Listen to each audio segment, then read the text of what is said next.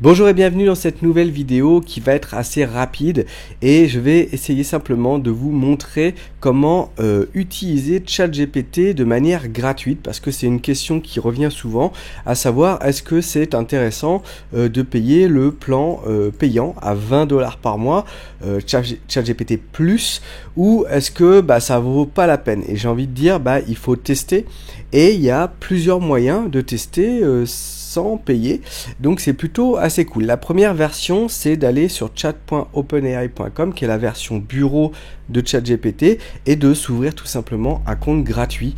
Vous n'aurez pas forcément accès à la dernière version, mais à prendre avec des pincettes. Je crois qu'aujourd'hui la version de base c'est GPT-4. C'est vrai que si vous n'avez accès qu'à GPT 3.5 qui est l'ancienne version, pour moi aujourd'hui voilà, elle est plus haut niveau, il y a vraiment un gap monstrueux avec GPT-4, même si quand elle est sortie on était tous estomaqués par les capacités.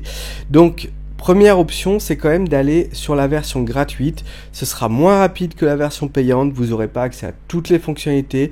Effectivement, dès qu'il y a une nouveauté, vous n'y aurez pas accès. Mais c'est une première version possible. Première option possible. Deuxième, c'est d'aller sur le Google Play ou sur l'App Store d'Apple et de télécharger ChatGPT, l'application mobile. Elle est assez sympa. Elle n'a pas les mêmes fonctionnalités et il y a une fonctionnalité que j'aime beaucoup en fait, c'est qui est logique à utiliser quand on utilise un mobile, c'est que vous allez pouvoir vous enregistrer en fait, au lieu d'écrire à la main, voilà, je voudrais ça, non, vous allez pouvoir à l'oral faire, voilà, je voudrais faire un scénario à la Michel Houellebecq avec 3 options possibles, bing, vous faites entrer, il va répondre. Et puis il y a un certain nombre de fonctionnalités qui sont vraiment uniquement mobiles. Par exemple, on va pouvoir prendre des photos directement depuis le smartphone et requêter autour de cette photo. Genre, je sais pas, vous voyez un panneau dans la rue, vous prenez le panneau en photo et dites qu'est-ce que ça signifie, est-ce que je dois me garer là, est-ce que la rue est ouverte, quel est l'horaire d'ouverture, voilà, ça permet de comprendre les photos, ça permet d'utiliser vraiment des fonctionnalités natives du smartphone, alors que on peut aussi faire le micro et télécharger des fichiers, mais vous voyez, voilà, c'est un petit peu moins utilisable, on va dire, que la fonction téléphone portable. Donc ça, c'est le deuxième moyen, sachant quand même que vous n'aurez pas aussi accès aux dernières versions si vous ne payez pas. Et inversement, si vous payez, vous aurez aussi bien la dernière version de ChatGPT sur mobile que sur bureau. En fait, le lien, il est pour les deux. Troisième option, c'est d'utiliser Copilot. Copilot, c'est gratuit. C'est une application de Bing. Donc Bing, ça appartient à Microsoft. Microsoft, ça a racheté OpenAI, en tout cas une partie d'OpenAI, et du coup, petit à petit, ils infusent, ils diffusent ChatGPT dans tous leurs outils. Donc, imaginez bien que vous allez l'avoir dans votre PowerPoint, dans votre Excel, dans WordPress à terme. J'ai même vu que dans Paint, c'est désormais intégré. Il y a des éléments d'IA. Copilot, je l'ai pas essayé, mais il paraît qu'il l'intègre aussi.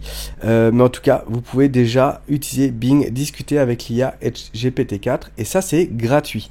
Et dernière façon, c'est d'aller sur bing.com, mais pour cela, il faut télécharger forcément Microsoft Edge, qui est le navigateur de Microsoft. Forcément, ils sont pas fous. Et du coup, vous téléchargez Microsoft Edge, vous allez sur Bing conversation, si je dis pas de bêtises. Je l'ai pas fait tout à l'heure, je suis passé par un autre lien, on va voir. Hop, conversation. Voilà, c'est ça. Donc bing.com/conversation, ça vous renvoie vers une interface qui n'est ni plus ni moins que GPT-4, je vais y arriver, avec voilà, une interface un petit peu différente, peut-être plus grand public, mais c'est la même chose. Donc vous pouvez carrément l'utiliser gratos.